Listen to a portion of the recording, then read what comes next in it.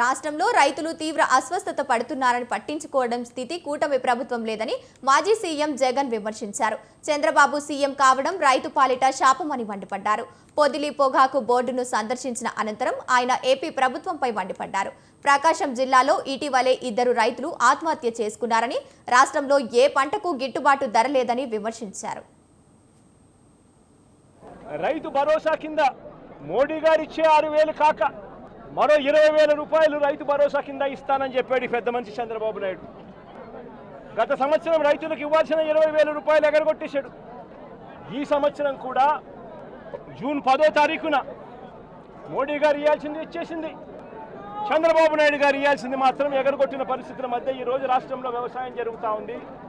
రైతు పరిస్థితి అధ్వానంగా, సమయానికే సీజన్ ముగిసేలోగానే ఇన్పుట్ సబ్సిడీ ఇచ్చే సాంప్రదాయాన్ని గత ప్రభుత్వం అంటే గతంలో వైఎస్ఆర్సీపీ ప్రభుత్వ హయాంలో ఉండేది.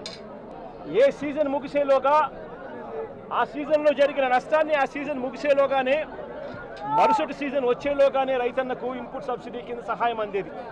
ఈరోజు ఆ ప్రక్రియను గాలికి వదిలేసిన పరిస్థితుల మధ్య ఈరోజు వ్యవసాయం జరుగుతూ ఉంది.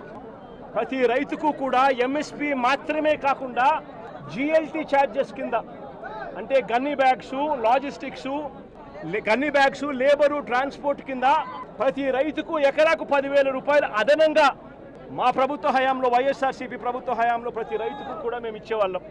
ఈరోజు రైతుకు గిట్టుబాటు ధరలు రాని పరిస్థితి. ధాన్యం కూడా 300 రూపాయలు ఎంఎస్పీ కన్నా తక్కువ రేటుకు కొనుగోలు చేసిన పరిస్థితి.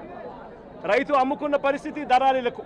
ధాన్యం కొనుగోలుకే కాకుండా మా ప్రభుత్వం వైఎస్ఆర్సీపీ ప్రభుత్వంలో గతంలో 3,000 కోట్ల రూపాయలతో ధరల స్థిరీకరణ నిధి తీసుకొచ్చి ఏకంగా 5 సంవత్సరాల కాలంలో 7,500 కోట్ల రూపాయలు ఖర్చు చేసి మార్కెట్లో కొనుగోళ్లు చేసి మార్కెట్లో పోటీతనాన్ని పెంచి రైతులకు గిట్టుబాటు ధరలు వచ్చేట్టుగా మా ప్రభుత్వ హయాంలో 7,800 కోట్ల రూపాయలు ఖర్చు చేసి రైతులను ఆదుకున్న పరిస్థితి మాది. అయితే ఈరోజు ఈ జిల్లాలో నేను మాట్లాడుతూ ఉన్నా.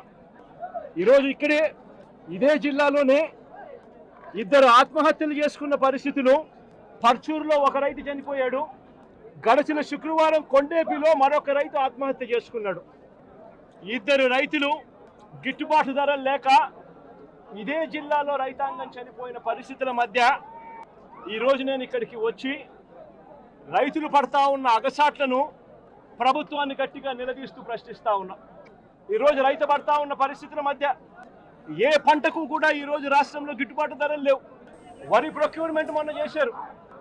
ఏ రైతుకైనా కూడా ఏ రైతును తీసుకున్నా కూడా కనీసం 300 రూపాయల నష్టానికి రైతు ఎంఎస్పీ కన్నా తక్కువ రేటుకు అమ్ముకోవాల్సిన పరిస్థితిలో ధాన్యాన్ని రాష్ట్ర ప్రభుత్వం కొనుగోలు చేసింది.